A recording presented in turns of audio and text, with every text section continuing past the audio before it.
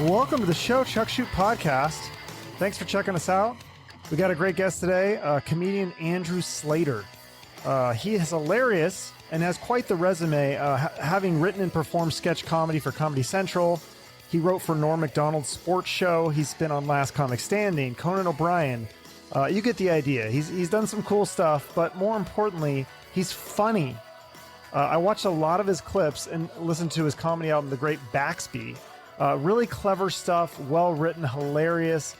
And I watch a lot of comedy, so I know what's funny and what's not funny. And he's got some great stories to tell on this podcast. So sit back, relax, enjoy the show. Welcome to the podcast, Andrew Sleighter.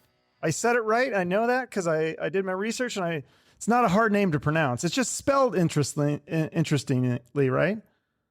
Yeah, it's spelled like Sleighter, and I swear it was like I would always spell it out to people, and people want to say Slider, I think that's EI. But then someone said that I think it wasn't until I was like college, someone pointed out, it's like, oh, sleigh, like a sleigh. Yeah, there you go. Like Sleiga. And I was like, oh yeah, totally. So people should be getting it right. Yeah. But is there a story as to why it's spelled that way? And because it's usually it's Slater. Yeah, there's a boring story. I think it's like German in origin, and then it was like Schlichter, and then it got changed at Ellis Island to that. Like someone heard Schlichter and wrote down those letters, and then I don't know. Then people were saying it Slater, and then that's just gotcha. Okay, so that's your origin from the name, and then you were born. I think this is kind of an interesting story. Your parents were like done having kids, like they had sold the crib and all the baby toys, and then surprise, like is that kind of what happened, or? Yeah, well, a little, almost. You almost got it. So like, basically, what happened was I was planned. But I was planned, but then I was such a bad kid, like as a baby and a toddler. I was horrible, screaming, crying, protesting everything they wanted to do. That they sold. That's when they're like, "This sucks. We don't need any more kids." Oh, okay. So you're sold all the equipment based on my poor behavior. They're like, "It's not worth it to have another kid. We don't want to do this." And then my younger brother Mark, who was born 5 years after me, he was the like, "Whoops." And then he ended up being an easy baby, so they made the right decision. But, okay. So that's almost worse than yeah, it is worse. Okay. It's totally worse than what you were describing. Right. I was like convincing them that it's not worth it to be parents. But yeah, I was a bad guy. I was like a picky eater. I'd throw tantrums and like epic long I was just really bad. And then I mellowed out pretty good though. So yeah, because I can't even picture that. Like all the interviews I've heard, you seem like a really mellow dude. Like I can't picture you like mad. Do you get mad now? Like do you have adult mantrums? Yeah, mantrums? No. Yeah. I do, but I'm better at like with like keeping it to myself. Actually, what happened was like, I think maybe, I don't know when it happened, but now I hate conflict. Like I don't like conflict. Like you see those videos on the news of like with the masks, people getting in fights and stuff. I would just run away from that situation every time. I can't stand like conflict. So I don't know when it switched, but I did a total 180 in my life where I was very like, looking for conflict all the time. It was very competitive, like every sport, every game, I would throw big fits if I didn't win. And I've lost that completely. Now I'm like, whatever. Even when like, sometimes I think I should go back, like with my career and stuff, is like, I should be a little more ambitious. I should get some of that competitive spirit back. But I was like, I don't know. Life is short. Is there a correlation? Like, did you start smoking weed at some point, or like, did you discover? No. Okay. Because I had a friend that was like that, and he was in high school. He was, and we were kids. He would have these epic tantrums, and then I think he discovered beer, and ever since then he's been fine. So I don't know if that could be beer. Yeah, could be beer. It's not weed though. I was talking about this with my wife. Like, how people have all these drug stories, and I never have any good ones because I just haven't done drugs that many times. And I want to say it's because like I was like had a good conscience, but it's really people just didn't offer it. I don't know. There's something about drugs where it's like you have to put out a vibe to even get offered. Yeah, first, I think that's. And I feel like I was always putting out this narc vibe or something because I was like looking back in my life, like I didn't even have any opportunities to do Did you have the cocaine. mustache before when you? Because then No. Okay, because that definitely would be like, oh, that looks like a cop, undercover cop. I know, and I had this mustache before the pandemic, like right before, but still, no, like after shows and stuff, nobody ever went out of their way to be like, "Hey, man, you want to go?" Well, you were pretty, always, before the mustache, you were really clean cut. Like you did not look like, if you had like a goatee and long hair, or maybe some tattoos or something. I think it's deeper than that. I think it's like an essence you're just putting out into the world. Okay. And I think I put out a very, very lame sort of this guy. He can't even stay up late enough. There's nothing about this guy that says cocaine. It all says he doesn't even want to do the late show. That's what my vibe is. It's no, he right. wants to be in bed by the late show. So you're from Seattle, same as me. You went to Nathan Hale High School, and so it was interesting. I was looking That's right. Nathan Hale, and I was like, who went to Nathan Hale High School was Macklemore. And it was like the same time. Did you ever run into him, or was it? Yeah, no, I did not. No, it's a little. Okay. I think I knew there's some connection, like his brother or cousin or something, and my brother on the baseball team, something like that. Okay. But he actually only went to Hale for a short period. Right. Then he went to Garfield. Around yeah. So I never really knew him. Nathan Hale is a crazy place though, because they were like. Insanely, I was on the basketball team. We were insanely historically bad. They were bad the entire time I was there, bad after I was there, because it's a city school, but in more of a white neighborhood. It's pretty diverse, but not like Garfield or Garfield wasn't in our division, but like Rainier Beach, or they had more black kids, so they were way better at basketball. Wait, what is that? You can't say that. That's racist, isn't it? I'm not breaking any. I hope I'm not trading in any stereotypes here, but I'm willing to go out on the limb that was the reason why they were a lot better than us. Well, and you played football. Historically, they have more of a basketball legacy. Okay. What about football? You played football, right? We played football. We were a little better at football than basketball. But then what happened at Hale? Hale got famous again because Brandon Roy, who is a former NBA player, he went to Garfield. He wanted to have the head coaching job after his NBA career at Garfield. They turned him down, so he took the job at Hale, and then they got all the best recruits in the country for 1 year, won every game and the state title. But then after that year, Garfield took Brandon Roy back, and then Nathan Hale went right back to. Oh, that was a Freudian slip. White back into obscurity, and that's bad. Now there's just gonna be this one banner hanging in the gym. And Nathan Hale, and I would go, wow, they must have practiced really hard that year. They must have. Well, no, it's like you said, they got these recruits. Like, aren't they not supposed to have recruits at school? Like, but Bellevue does the same thing with football. Like, Bellevue's always really good at football. It's a high school. Like it's like these people move into those neighborhoods and it's sketchy, right? The one guy, he plays for the Nuggets now. I can't remember his name, but he was the big star, and he was like from Missouri or something. And just, it's like you put down some second cousin's address to like visited Seattle one time, and then you. It reminds me of that episode of 90210 where Andrea Zuckerman, like, she didn't really live in 90210, but she like put her grandmother's address or something. I don't know if you watched that show. I just might have just dated myself there. No. That one, I probably saw a few of them, but I don't know. So did you, is it true you broke your nose playing high school football too? And they had to like, tell me the story, because it sounded it was like the most pain you'd ever felt, right? It sounds horrible. Yeah. Wow. Yes, I broke my nose. I did play high school football. We were doing like those pass rushing drills, and I was it's just a drill lineman at the time. Yeah, just a drill. And this kid, I remember his name was Joel Bruce. I didn't have one of those the face masks. I like to be able to see, sure. So I didn't have a bar in between. Okay. So this kid Joel Bruce was like doing a spin move, but I had him, and he was spinning in place because I was good at blocking. But he spun his elbow through that spot. Ooh. Broke my nose. But it was so funny because my nose was bleeding, and I went over to the trainer, and he just stuffed cotton in it and sent me back out, and then the cotton just bled all the way out completely. And I went back, and he goes, "Oh yeah, that's broken." I was like, "Oh yeah, maybe do the whole evaluation the first time." Right. goddamn trainer. And then didn't they have to reset it or something? It sounded so. Okay, so if anybody ever breaks their nose, just go right away, because they'll tell you like, oh, wait for the swelling to go down and then we'll reset it. But they'll say like, wait 3 days. But that's don't wait. Err on the side of not waiting, because your nose will set. You know what I mean? It'll start to heal sideways, and then they'll have to go in and re-break it.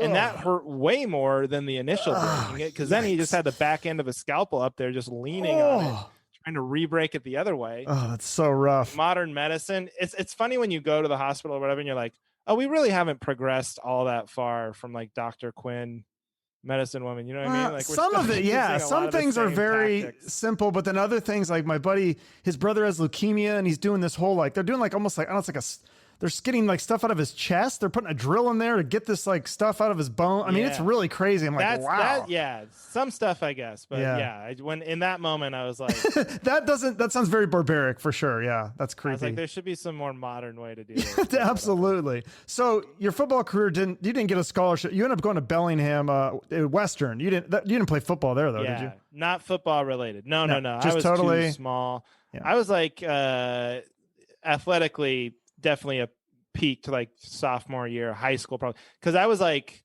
big, but then stopped being big as kids got older. And then by my senior year of high school, I was just like a normal dude, right? And so that was not going to get me into college football. Sure. Especially with my skill sets. Yeah. So you go to Western, and this is where you first tried stand up, right? Was there somebody that inspired you to do stand up? Like, did you watch a lot of stand up, or what were your comedy influences?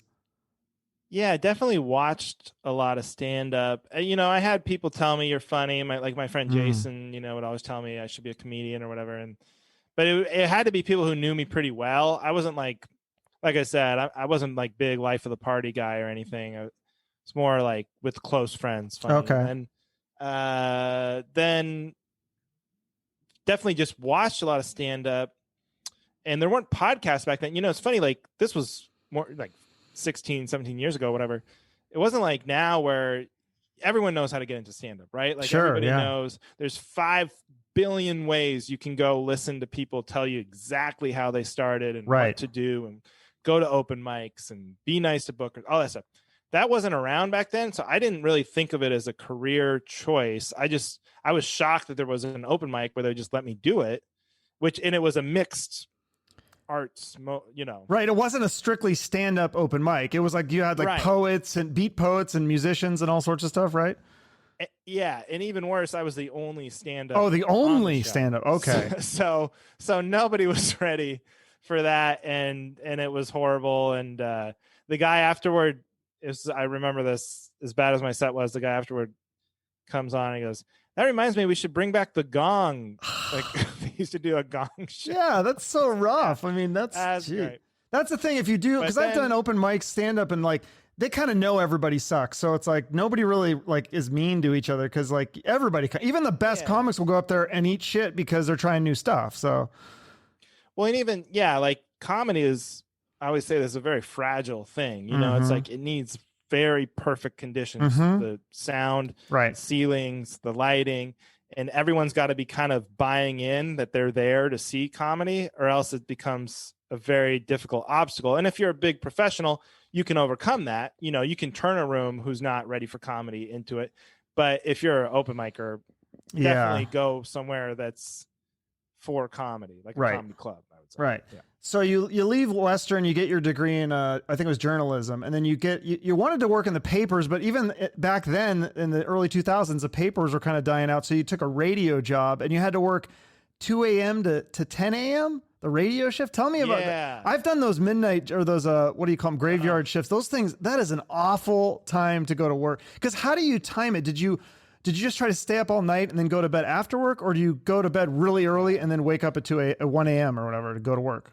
No, and I'm glad you brought that up, because to me, it really was the worst possible 8-hour chunk. Like if it was from 1 a.m. to 9 a.m., I for sure probably just would have stayed up all night, gone to work, and slept after. But 2 a.m. to 10 is such a risk. It's like, do you just go to bed like at 8 o'clock and try to get up? And so what happened was I did both. Okay. Because I wanted to do stand up at that time. So I would go some nights I would stay up, I'd do the show, and then I'd stay up till I had to go to work. But then you can't do it both ways because you become a wreck. You need like the schedule.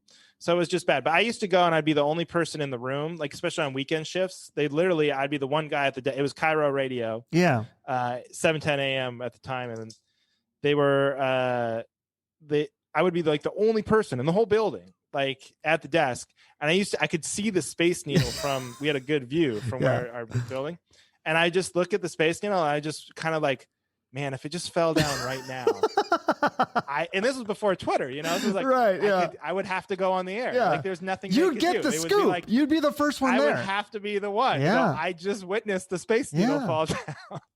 So I used to think about stuff like that. And then didn't they send you to cover some protest, but like the protest didn't happen. And then your producer's like, that's the story. And then you're like, well, you can't do a story if there is no, like, I like what you said, when you said the line was like, you can't do a story that aliens didn't land on the earth. Right. No, that's exactly right. So she sent me to do a protest. Nobody showed up. And it's like, we'll do a story about how no one showed up to the protest. Which, by the way, this sounds very weird in 2020 to say no one showed up to the protest. Right. Wouldn't that be nice? If we could have I that wish that was the case. Yeah. That would be nice. No one's storming the Capitol this afternoon. Yeah. But that's what she told me to do. And then I did a bit about it. And I was like, imagine a whole newscast and you're just saying things that didn't happen. You know, like aliens didn't attack today. Yeah. Stay tuned. So because was there supposed to be a big protest? Like, felt bad. She sent me all the way out there. So. All right. Yeah, there was supposed to. I forget what it was even for, to be honest with you. Well, I remember. There's supposed to be something. Back at, was it the, God, what was it? There was some protest in the early 2000s in Seattle. I remember seeing like, and now it's like I've seen so many of them. I'm like, oh, it's just another protest. But back then, I think was the first one I saw. I was like, what is going on? It was something about the trade deals or something. I can't remember. Oh, yeah, the WTO, right? WTO, that's what it was. I was in high school, I remember, and kids went down there, you know, because they wanted the ruckus and all that. But that seems quaint now. Yeah, right? Isn't that crazy? That was so long ago. Yeah. So you're doing stand-up, and then you're doing stand-up in Seattle. You started at Giggles. So how many years did it take of doing that? There must have been a lot of like bombing and bad nights, and you just kind of persevered and kept going, right? Yeah. So I got kind of lucky in a lot of ways, but one way is that comedy, you know, everybody knows now comedy is much more diverse, which is great, and more open to people. But I think at that time, it wasn't just that it wasn't as diverse.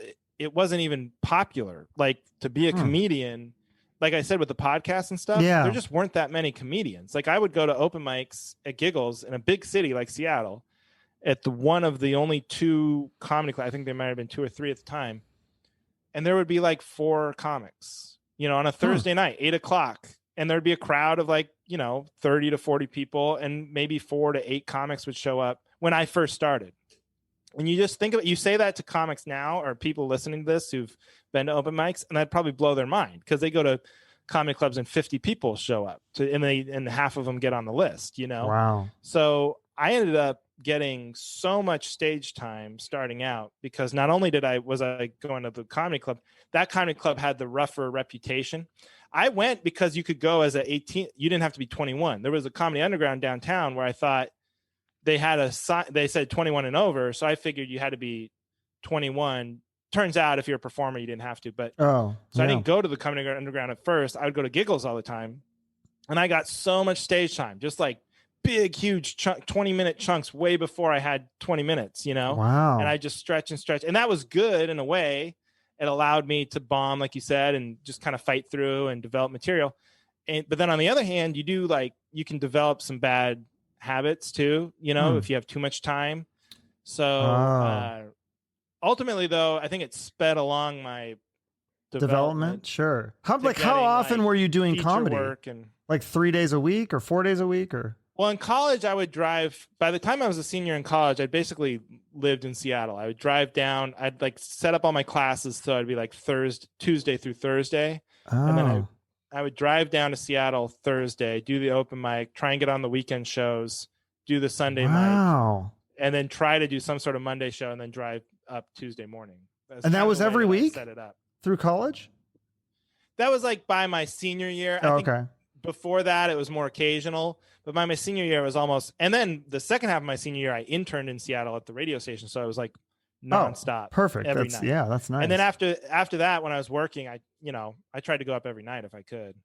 Did you end up writing for a newspaper at all? Did you ever get a job doing that though, or Not a newspaper. No. no? I worked at the radio station, and then by the time they were going to offer me a full-time job, I moved to Boston, but I got away from it. Yeah, tell me about that. You moved to Boston for a brief period. Did you do comedy there, or did you like go to the Goodwill Hunting bars, or did you have any cool experiences in Boston? Like what drew you to Boston? Yeah. Well, mostly I was running away from the idea of like working at that radio station for the rest of my life, because they offered me that, they offered me the full-time position, and I had to have a reason to say no. I didn't have any other job offers. It would be insane to turn down like health insurance and stuff. So I was like, oh no, I'm moving to Boston. And they're like, why? And I was like, well, have some experiences. So no, but my friend Brian Moot, who was a comedian I started with, he had moved to Boston to get his master's degree at Boston College. And he kind of was like pulling on me a little bit to move out there. I think mostly because I had a car. And he wanted a car out there, so he wanted me to move out there so I could drive him to stuff. Okay. But he could borrow the car. But yeah, so basically once I got to Boston, I just did comedy. I just dived into the comedy scene, did it for about a year, made some great friends. Some of my best friends in comedy still were from that year. Which comedians never got a real job, but which comedians did you meet in Boston that are like Boston you didn't like was that around the time Bill Burr isn't he from Boston? No. He was long gone by then. Oh, okay. And even like guys like Joe List, he had moved to New York before I got right before I got there. I think the guys I knew were like Josh Gondelman and John Ozale and Dan Crone and Dan Bolger, and those were kind of my Boston friends who I still talk to today. And they were all. And Jenny Zagrino is funny. She's doing really well. I just had her on. She was there at the time. She's hilarious. Barucha. Oh yeah, Jenny's great. She's so funny. And so there were lots of great comics. It was a really talented scene. And that's what I said about and Shane Moss too. Shane Moss is so funny, and he was still there, I think. But the what was great was that it, like I said about the stage time, it was much shorter. Once you got to Boston, it was like tight sets. Yeah. So you learned to tighten up. You had to tighten up. And then when I moved back, everyone in Seattle had this compliment for me. They're like, oh my God, you're, so tight now. You know what I mean? Like there's so many more jokes per minute. And that was for sure the Boston influence. Do you know, like, I've listened to your comedy album and stuff, but I've never seen you, and I've watched clips of you online, but I've never like seen you live and do a set. So do you have your pre-planned material and then you kind of like riff a little with the crowd, or you just go through your material the whole time? I'll especially now I do a little more crowd work. I think if you talked to me like 5 years ago, I was very much just like, I just want to do my set. I want to do it the way I want to do it. And if something happens, like somebody falls over, has a heart attack or something, I'll address it. But I'm not looking for that. Now I do just to like, I think my wife has been a good influence on me with this, but she's all about like being in the moment. And she's always telling me, like, be in the moment. If what's happening right now, feel, and don't just recite your jokes, really feel it, think about what you're saying. And obviously you have pre-planned material, but feel it as you're saying it. Do you have pre-planned responses if certain things happen, like if a cell phone goes off or no, I refuse. I don't have any canned lines. Lines, I guess. Yeah. Like if somebody, is this your first beer or something, whatever. I don't have. Maybe I should. It works. I like that. No, I don't have anything like that. I enjoy those moments for the fun of trying to, like I said, being in the moment and trying to come up with something naturally that meets the moment. Well, yeah, and I do a little bit more of like just talking to, a little bit more into the crowd now than I did before, just because I find it's a way to if you find yourself drifting and you're kind of just sing-songing your act, it's a way to kind of reconnect to what's happening in the room right now. Absolutely. Yeah. So you moved to LA in 2010. And then I know you've told this story on several podcasts, but if you could tell it for my audience, the central casting story. You signed up for central casting. You didn't get a call for 2 years, and then you get the call. Yeah. So if people don't know, central casting is basically like, it's not for the actual actor, it's for background people, extras, right? You know? Yeah. So the idea, I thought, was that they would just call me every day and be like, hey, do you want to come down to the valley? It's, you get $100 and lunch. And I thought, okay, I'll just do that every day. And I was like, LA is easy. Why doesn't everybody do this? I'll make rent at least. If I have gigs, and then I won't go or whatever. But it's not like that. Of course, it's like, you have to really fight for like the good extra work or whatever. And I never got anything. I would never call. You're supposed to call them or whatever. But one time they called me. I didn't know what it was. And I show up and they're like, who are you supposed to be? They were asking me. And I was like, I don't know. Yeah, you called me. And I'm Andrew. I'm a comedian. I don't want to be here. Just tell me where to stand, No, but because first you turned them down, right? Oh yeah. Because there was a Seahawks game, and I love this part because I'm a Seahawks fan too. And you're like, no, there's a Seahawks game. I'm not gonna. It was a Seahawks game, and you know which game it was? It was. They really wanted me. For some reason, they called, and like I said, this hadn't never happened. They would never call me, and they called me and they're like, "Can you do it?" And I said, "Sure." Yeah. But then I remembered that Seahawks game. It was Thursday night football. That's why I forgot. It was Thursday night, and they were playing the 49ers. Right. And if you remember, it was probably like, 2015. We lost. It was on the road, and it was an ugly game, and we lost. I remember because I actually got to watch it, but. So I tried to turn them down, but then they called me back and they're like, we really need you. And they offered like twice the money. And that's when I told them I just never. Before I used my grandma dying as an excuse, right. I said, because I didn't want to say the Seahawks. I said, right. Died, I can't go. Yeah. And then they called back. I was like, oh, it turns out she was asleep. No, it's just funny that you basically like renegotiated a higher salary as an extra. I mean, that's like insane. Like, if you learn anything from LA, it's just be a prick, turn stuff down, say no, act unavailable, go over your time, be a dick. If someone offers you a premium spot, the laugh, you go, I gotta think about it. I don't know if I want, and they'll want you so much more. All that shit is real. Okay. It is all, if you really want to be a success in LA, you really gotta. Some people have it in their bones. See, I would not have been able to do that unless it was literally true. If the Seahawks weren't actually playing Thursday night, I couldn't have faked it and said, "Oh, I don't think so. I don't want to take that," and had them renegotiate. I have to have it. It's in my genes. Like I'm just like sure, I'll do it. You know what I mean? Like, but if you can gin up that sort of ego and be like, I don't need this, you know what I mean? Or I want more, or saying no is very powerful. Mm-hmm. That shit works. Yeah. And if you can do that, then move to LA because you'll be very successful. Right. So that's what they feed off of. Yeah. So you end up doing the gig, and the reason that they wanted you was because you had the perfect dimensions for the stand-in. Right. I was, it was the great. They were like, who are you supposed to be? Like I said, I told them I didn't know. And then they told me that I was Leo. So I was supposed to be Leonardo DiCaprio. I don't know why, I don't really look like him, I don't think, but I had like I fit the jacket or something, or the right height. I must be the exact same height and head shape. So they're like, well, this is the back of the head we need. This is because they were reshooting all of Tobey Maguire. It's for the Great Gatsby. So they're reshooting all of Tobey Maguire's scenes that they did in Australia, but they had to reshoot them for whatever reason. And I was really bad at it too, because I had to act, right? Because you had to for the timing, he had to have the lines. So I was giving him the lines, and I had to put my hand on his shoulder.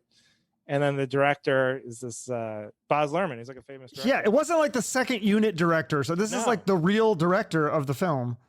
And I've since learned that I was supposed to be paid more because I was receiving direction, but I'm still bringing that up with my SAG rep.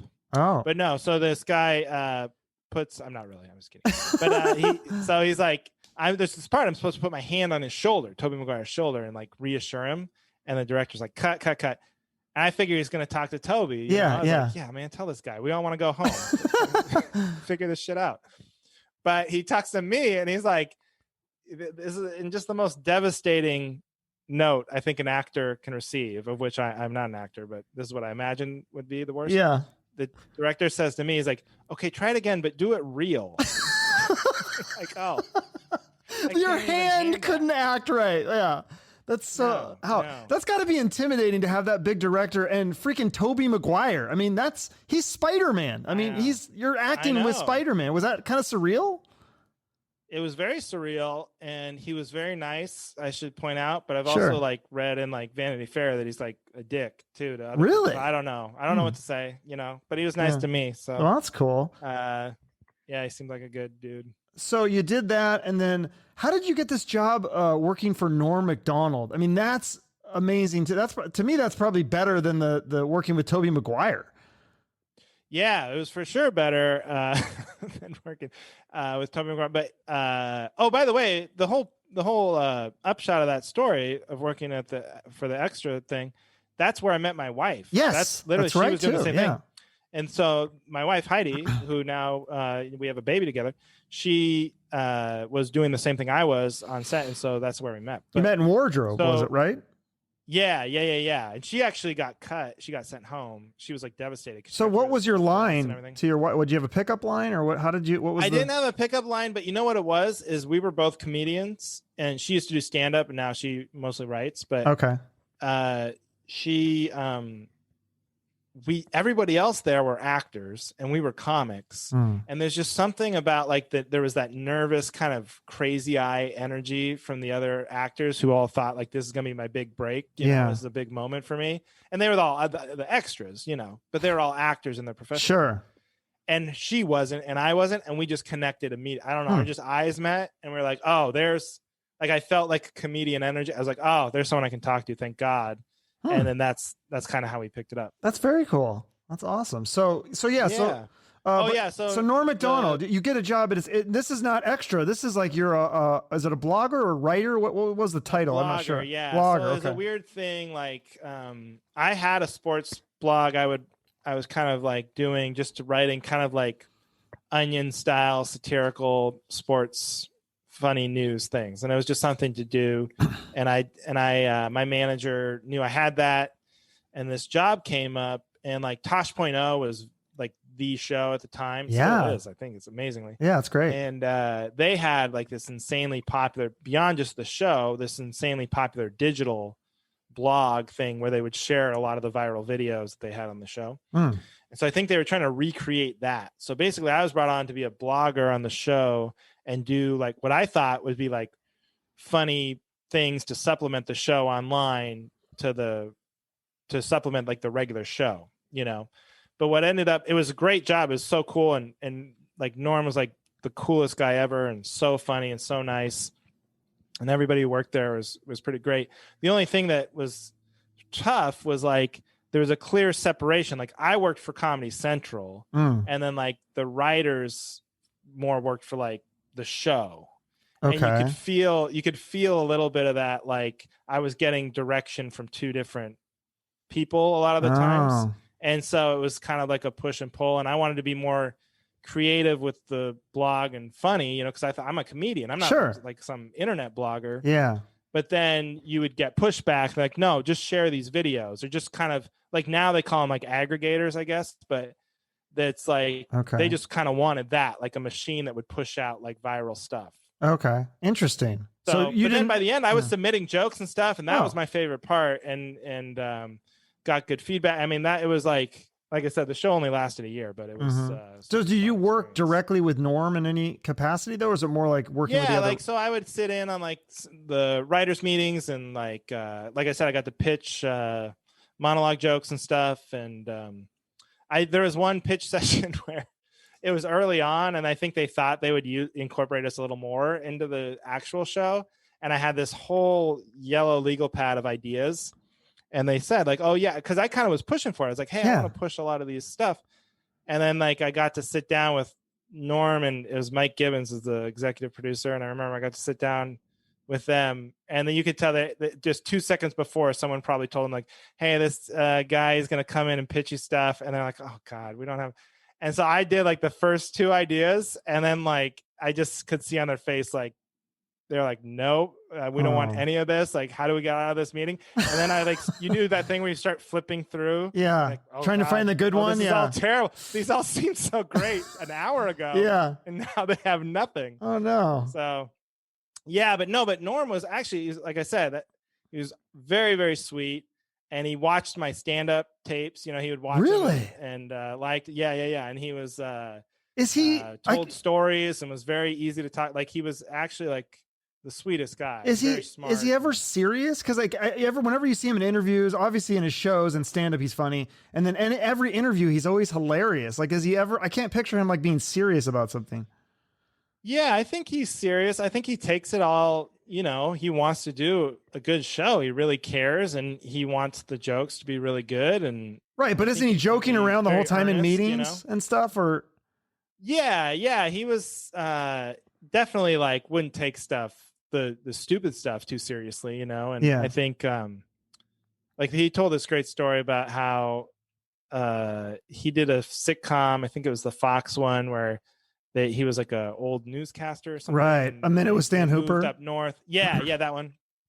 And maybe it was that one or a different one. I'm not sure. But anyway, at Fox, they were like, they wanted him to have celebrity guest stars on the show. They were like, hey, you should have your famous friends from SNL come on the show. We'll boost the ratings. And he's like, he just doesn't want to do that. He's like, no. I don't want to bother them. It's fine. Then one day he gets to the office and they're like, hey, we got Eddie Murphy on the line. He's a big fan of yours. And he says he wants to do the show. Ask him to do the show and he'll do the show. So he's like, oh God, why did you do that? You know, it's awful. So he picks up the phone. He's like, and Eddie Murphy's like, hey, Norm, they tell me you got a new show. I'm a big fan of yours. I'd love to do it. If you say it's funny, I'll do it, you know? And Norm goes, it's not funny. He bashes his own show. And doesn't do it. Oh, that's awesome. He's very genuine that way. Like he's not trying to sell you. Yeah, so genuine, so like real. And then like I would remember like once the show started, it was actually great for me because I was such a big fan of his. Mm-hmm. I would love it when he'd go on Howard Stern or Letterman or whatever. Yeah. And I was like, oh my God, epic. new Norm, you know, TV spots. Yes. And all this stuff. He's gonna have all this great material. But then as someone who worked on the show, when you watch him do that, you're kind of like, he didn't mention the show at all, because he really doesn't care, you know. That's funny. And I don't know if it's that he doesn't care or if he would view it as kind of like a violation of, you know, Letterman and Stern are so great. He didn't want to come on there and sound like he's hawking this show. But when I remember thinking at the time, I was like, man, I wish he would have mentioned it a few more times because his new show is pretty funny on Netflix, the talk show. Yeah, no, that talk show is amazing, and the YouTube ones are great too. And there were so many. He had so many legendary writers on all those shows. Absolutely, so he gets the best talent because everyone loves him for sure. I think he's hilarious. And then another guy that I really love that you got to work with was Dennis Miller. Tell me about opening up for him. Like, is he like that? Is he like that in real life too? Because good of a story. Because he's so smart and like verbose. Like he just says all these smart things, and even in interviews and stuff. But is he like that behind the scenes too, or is that all like I'll tell you this, prepped? I honestly can't tell you because I opened for Dennis Miller, but I literally said 0 words to him, and we had no conversation. Really? We didn't talk the whole time. So that's kind of rare for comedy. I hear like I talk to bands, and bands that happens all the time. But with comedy, they say they usually share the green room. So that's that's interesting. Yeah, it's very rare. And comics usually, I've opened for a lot of big name comics. Sure. Usually they're awesome about it. And even if you don't know them, like this, it's happened a few times for me where management just kind of puts it all together. So like I opened for Dave Attell. Dave Attell didn't know me, but it's like his manager needed to get somebody. And so they reach out to whoever, and then somehow you show up. But he couldn't have been nicer, couldn't have been cooler, Love Dave Attell, very supportive. Yeah. And that was a great night for me. Right. The Dennis Miller thing was a different experience. So same deal where I just get a call, I think from Levity or something like, hey, do you want to do open for Dennis Miller? He's taping a new special. It's like so much money or this much money for 2 shows. And it was in Orange County. So I was like, easy. Yeah, of course. So I show up, but I think in fairness, before I tell the story, in fairness to Dennis Miller, I think this happened because he was not under the impression that he needed or wanted a comedian to open for him. I think what he wanted was like a TV warm up person. What is that? So that's like before a game show they have, or any type of live audience television show. Mm-hmm. They'll have like The View or anything like that. They'll have someone come out and go, "Hey, everybody, welcome to the show. This is going to be a really fun live tape experience, but you got to be extra enthusiastic. So if you can make some noise on this side of the room, let's hear you on this side of the room, and let's practice laughing." Ha ha ha. And they're just trying to do all this bullshit to like get the crowd warmed up. Okay. Rather than a comedian just coming out and doing their act. Sure. Is not what he wanted. Very different. Okay. This was not communicated to me. And so I went out and just started doing my material. Now it was like, first of all, before I even get on stage, Dennis I can see him kind of, but he never acknowledges me, never says hi or nothing. And again, it's his special, whatever. He's got a lot going through his mind. But I get on stage, and right before I go on stage, they're like, I was supposed to do 20. They're like, "Hey, Dennis is a little nervous. Just do 10. And I go, "Okay, I can do 10, whatever." And then right before I walk out, they're like, "Actually, just do 5. And so as I'm walking out, I'm like, God. "Oh shit. Okay. All right." And I had to tell them about the fire exits. And they were like, shit. put all this stuff in my head. Like, it's a live taping. So tell them no cell phones, all this stuff. Did they give you a red light to warn you when the 5 minutes? Cause like, how do you count? Not just a red light, my friend. Oh. They wrote on, Dennis had a teleprompter set up. And on the teleprompter, they said, "Wrap it." Jeez. And I was like one joke in, and it was 6 p.m. Wow. in Orange County with all these, older, conservative people. And so, yeah, it was going to take me a second more than a joke to get into it, to get any progress. But I was dead in the water. And then after that, so I do my one joke. I get the best laugh I think I'm going to get. I walk out, and then Dennis comes on, and I have to bring him on. So I do the big announcer voice and "Come on, you can give me more than that. Let's go, Dennis Miller, blah, blah, blah, blah." And then he comes out and he buries me. 2 jokes about, it's always good standing backstage and hearing the first guy bomb before your big special. And he's my God, are you serious? Not only is he burying me, he's burying me on tape. Like, I was like, this is one show. He's already just like, well, we're not using this opening, and just like taking the time to crush me. So wait, that didn't make it in the final special though, did it? They edit that out or use a different one? Okay. I think he's so good. He knows, like, he's like, I'll just get it at the 9 o'clock show. Okay. And then for the 9 o'clock show, I was replaced. He had his manager just So his manager came out and just did warm up. Like, he just like came out and did like what I was talking about. Like, hey, this you still get, but in those things, like, you still get paid, right? Oh yeah, and I think Dennis's manager, said, "Hey, I'm sorry, it was a miscommunication. Yeah, that's not your fault. Still get paid. Don't worry. We're just taking you off the second show." Which normally I would have been like, "Great, I can go home, shake this off. It's a funny story, whatever."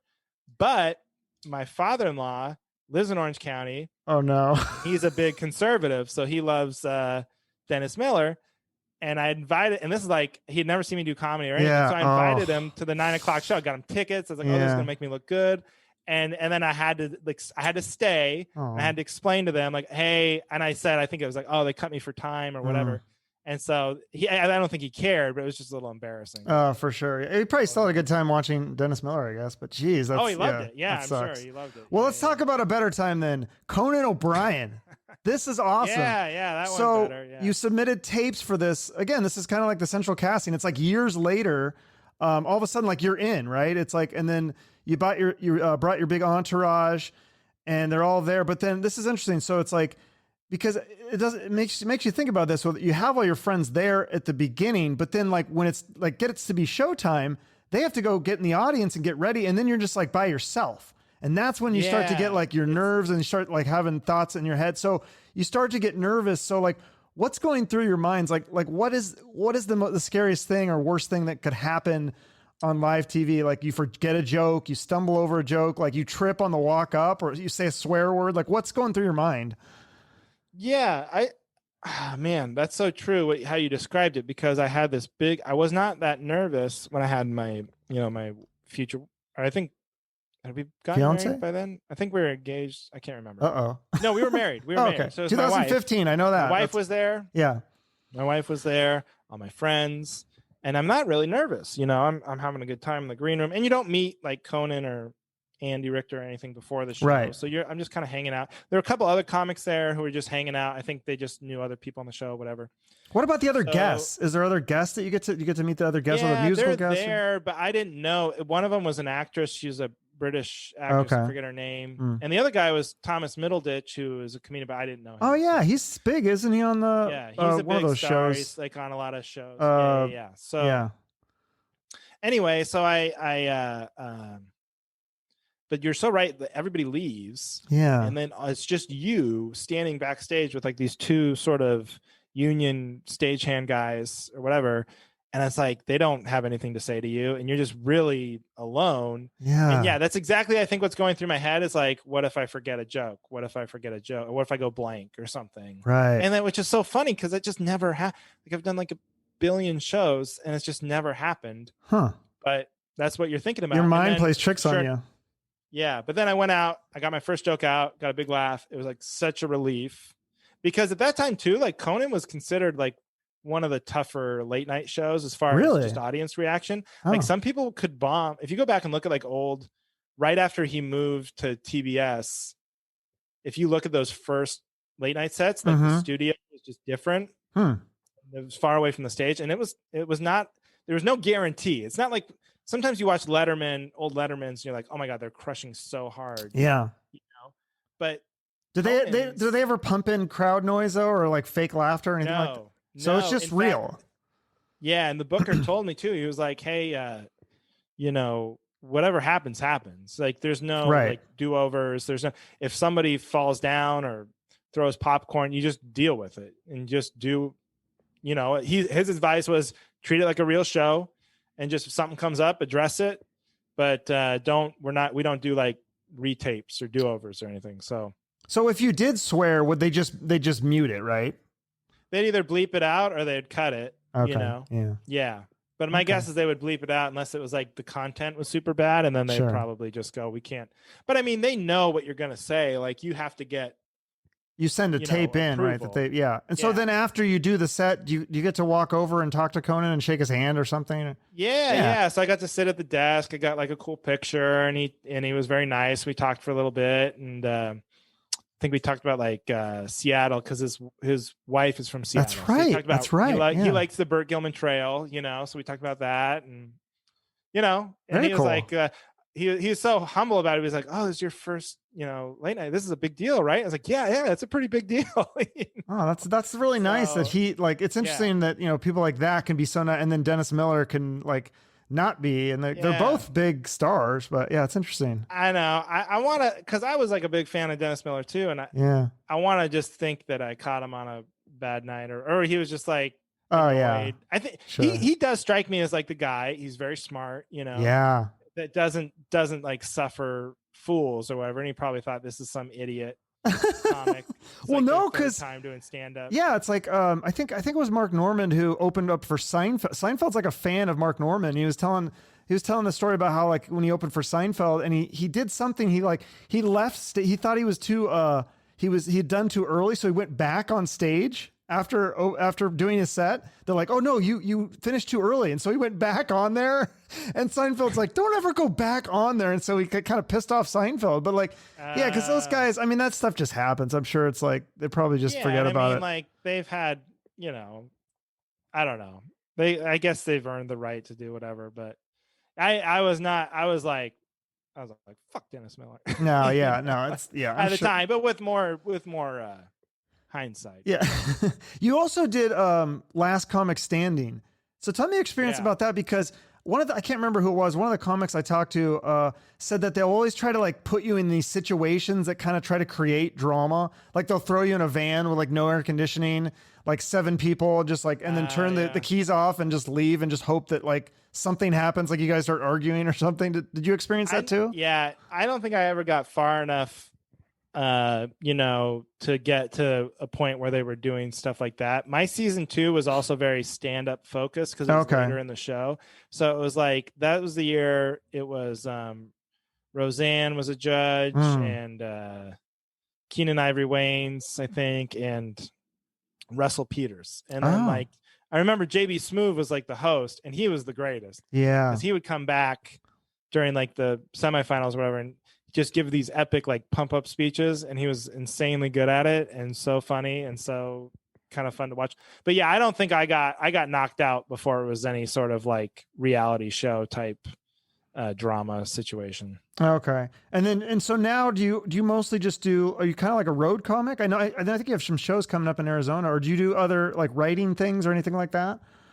No, I'm just stand up now. So like it took me a long time to figure this out of being in LA, but I think I've finally realized like I just love stand up, I think, because you get to LA and you get very kind of engulfed with the whole idea of show business. Sure. You're like, I should be a writer and I should make my own little sketches and I should film stuff. I could be a director, or then I could be like a sitcom star. And I was chasing all that because that was like the rules. Like you weren't allowed to just be a stand-up anymore. They were like, no, if it's not no management or agent, no one's interested in you if you're just a stand-up, because it's a very limited, it's a short ceiling as far as money goes, as far as they're concerned. And so I was doing all that stuff, doing what I was supposed to do. And then after a while, I finally realized like, oh yeah, but I don't want to do, right. I don't like that. I just want to do stand-up. It's my favorite thing to do. It's so fun. I love talking to other stand-ups. I love being around stand-ups. I love doing shows. I love writing jokes. That's all I want to do. So now, like I do a podcast and I do some, but I do it just all with the kind of the mindset of like, I want to create a following so that I can go on the road and just do more stand-up. Right. Okay. And that was what really pushed my wife and I both. We were like, let's just get out of LA and just focus on the stuff. Hers is screenwriting and mine is stand-up, and just focus on the literal bear down, be as good as I can get at this one thing. Right. And that's then smart. Whatever happens, happens. Absolutely. So is it true that you, this is kind of like Craig Gass. I don't know if you know him. He's a stand-up, but he schedules a lot of his gigs around sporting events. I think it was not just Seahawks, but Mariner games too. But you do this too, right? You schedule a lot of your gigs around Seahawks road games. Totally. So before the pandemic, I had a streak going where I had gone to a Seahawks game on the road every year for like 7 or 8 years in a row. And I in Arizona, we used to do it both for spring training for Mariners baseball and for the Cardinals Seahawks game. Yeah. Because there's so many comedy clubs in Arizona. You can kind of do that, Right. I obviously now everything's different with the pandemic and everything. And so things have changed. I hope to get back to that. But then now, I have a wife and kids, and you do just kind of want to maximize profit. But yeah, I went to Lambeau the day after I did Conan, I think. And then I had a college and I went to Lambeau to see the Seahawks. We lost, but Seahawks. It's tough to play there. Yeah. That's it. And then you did New Orleans too, right? I've never been there. New Orleans, been to the Saints. We went to London. I didn't get a show in London. We just went to London. But that's I fun. saw him play the Raiders in London. I've been to trying to think of the other ones, but that's fun. Anyway, no, that's really cool. If I can make it work, I usually look at and Craig Gass he definitely is the originator of that, and deserves full credit. You guys are living the dream. I think that's so cool to just be able to travel around. And do you guys ever do shows together, or? I've done, actually, what's funny? I did a virtual show and he jumped on it recently, and I didn't even know he was gonna be on it. But I don't know if Craig he was like kind of Seattle. He was like already way out of Seattle by the time I started. Oh, probably, yeah. But he was like a Seattle legend, and everybody knew him, and he would drop in every once in a while, and he was on Stern and stuff. So people like, oh my God, Yeah. But I don't know if he would know me or not, to be honest with you. What about like Fahim, or I think you did stuff with Andrew Rivers before, right? And Jeff Dye is like one of your good friends. I know. Yeah, Jeff is a guy I like. He was at Giggles like right when I started. Like I think I started right before he did. And so Jeff I've known, the whole time I've been doing stand-up. Fahim, is hilarious. He was kind of just above me. He had started a few years before and kind of wasn't at Giggles as much, but I was definitely a huge fan. He was even back then he was like, I remember seeing Fahim at an open mic, and he had this kind of throwaway line. It's like, because he did some dumb joke or whatever, but he was so funny. And then he had some throwaway line like, oh, I guess I won't be doing that on Conan tomorrow, And he was saying it sarcastically, because he was like, so as if he was so far away. But in my head, I'm watching him like, he should be on Conan. I know, right? He's like the funniest guy I've ever seen. No, I remember seeing him when he was like 19. And I was like, who is this? I saw him at Giggles one time, and I came back the next week, and I was like, I couldn't remember his name, but I was like, it's like a Middle Eastern guy, and like, oh yeah, Fahim, and he does a comedy at in Bellevue. I didn't know there was a comedy club in Bellevue. Yeah, Laughs. And before there was a real comedy club, but it was like the Laughs that was like in the hotel or something. That was the one that I used to go. We see him every weekend, and we just and it's funny because every weekend we go, he'd have different material. You know, like some comedians do the same thing every week. He would always like have new stuff. It was crazy. Yeah, he's still like, if you follow him on Instagram and stuff, he's still like just every day. It's his like content, some new hilarious. Yeah. So but you don't ever do like a group tour with like multiple comedians. Is it always better to just go solo? Well, the group tour thing, it is fun. I've done like miniature versions of that. Like I said, like, you know, the Mariners thing and stuff. Out with like when we would do spring training, right? I'd go with Jeff and my buddy Brian.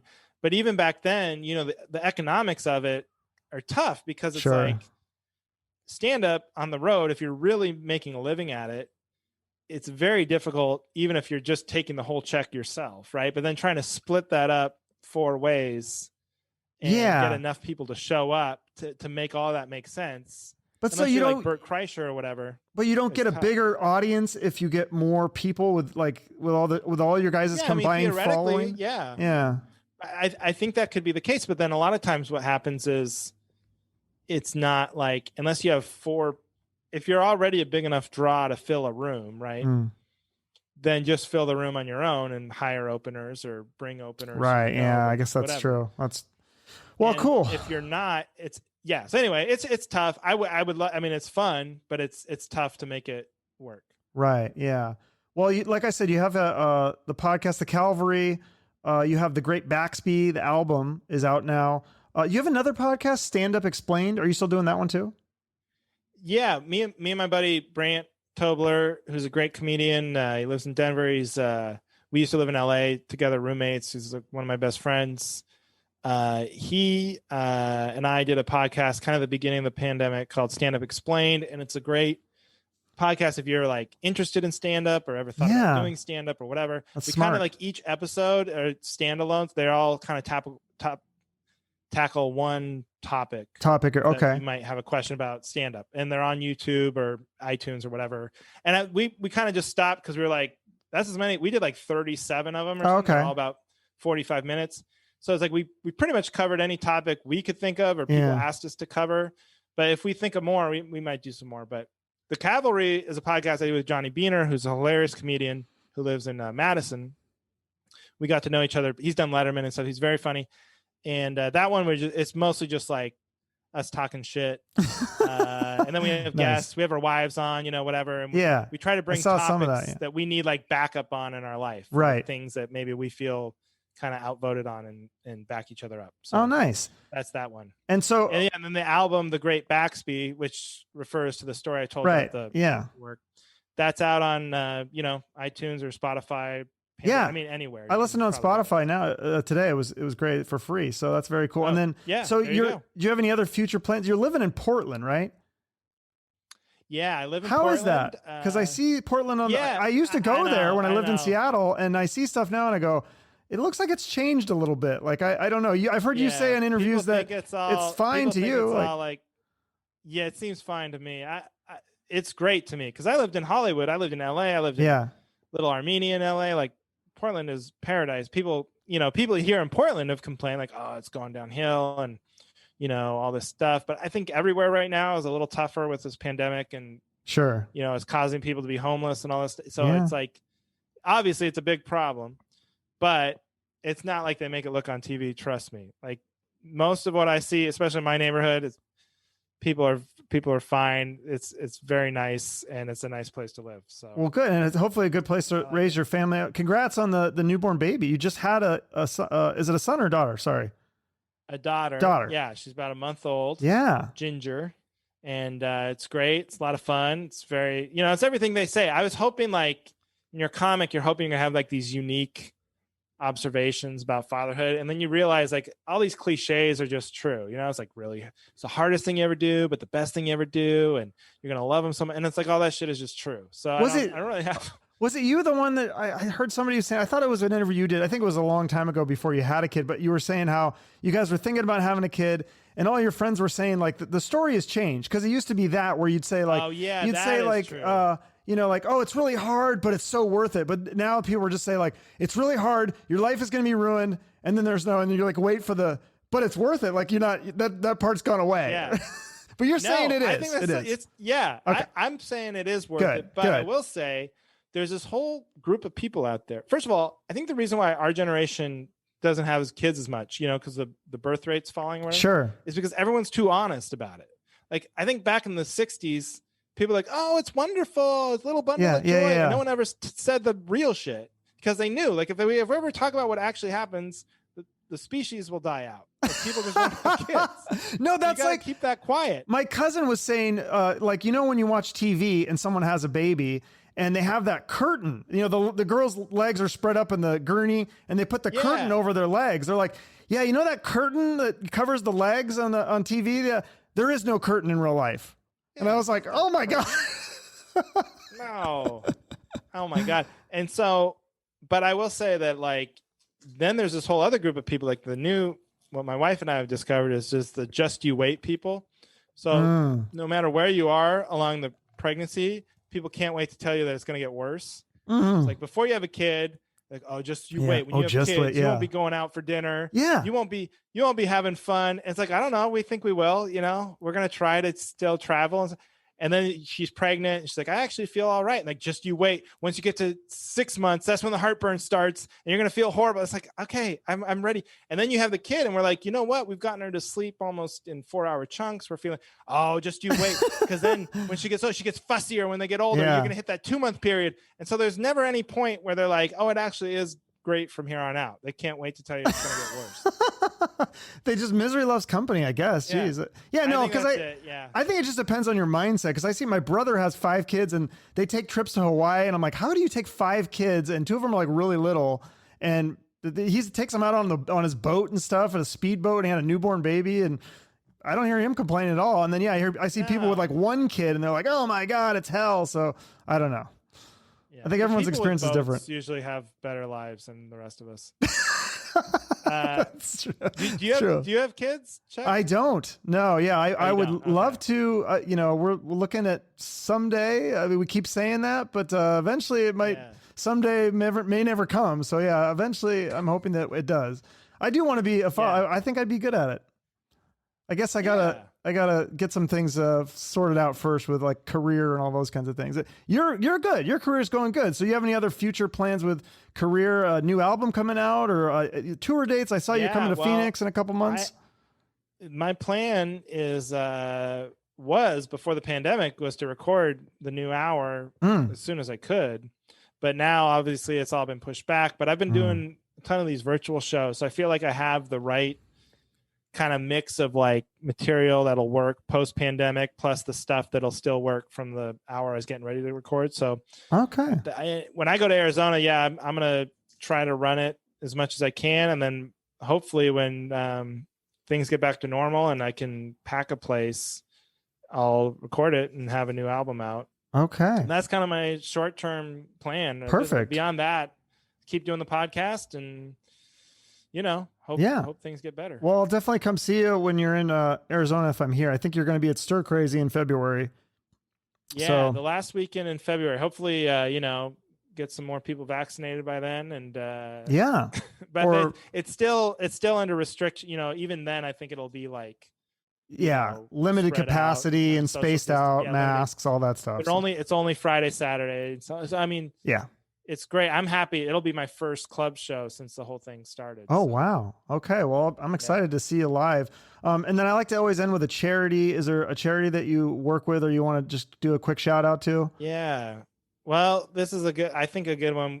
When my wife and I lived in LA, there's a charity called the People Concern, and they work with the homeless in Los Angeles. And I think they're like do a really, really good job. And homelessness, obviously right now, it's like even worse than ever because of the social distancing required at shelters and stuff. They can't admit as many people. And, I didn't think of that. And we couple that with like the economy and people losing. So anything anybody can do, I think right now to support, homeless people's. Yeah. So what does this organization do? Because like I always think like with homeless people, I want them to like get back on their feet. Like you hear these stories of people that like tell you like they were homeless and now they're doing these great things. And it's like, I love to hear those kind of stories. Do they help people kind of, get their lives organized?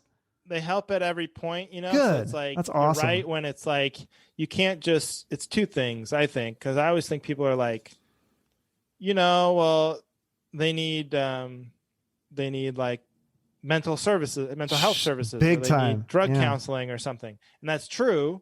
But then also they need somewhere to live. They need like an actual roof over their head, because it's hard to do one without the other. It's hard to like go.